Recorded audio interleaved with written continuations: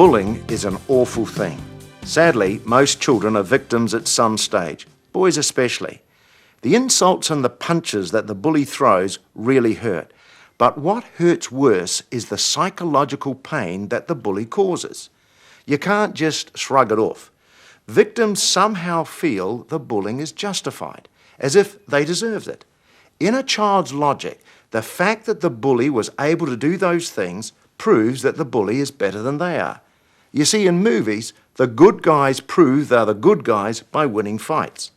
The good guys always beat up the bad guys. I just got beaten up, so what does that make me?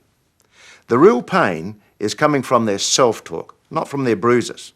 So tell them the truth about bullies. Convince your child that bullying is all about the bully. It's not about them. Why do people bully others? Usually to make themselves look good in the eyes of others, to win their respect. Why do they need to do that? Because they feel that there is nothing else about them that will gain the respect and attention of people who matter to them. They believe no one will like them if they don't throw their weight around. But often no one likes them because they do. They usually deserve your pity. That's if you've got a very generous nature.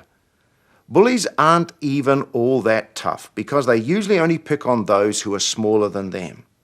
Or they wait until they have a gang backing them up.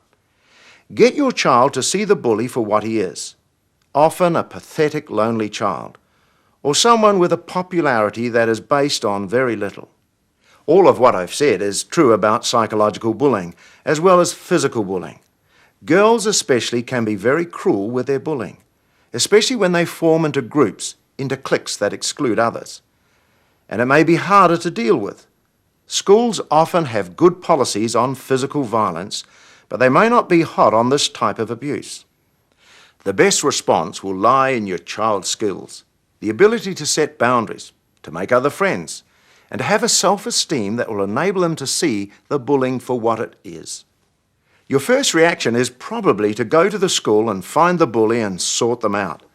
By all means, go to the school, but speak to the teacher, not to the child.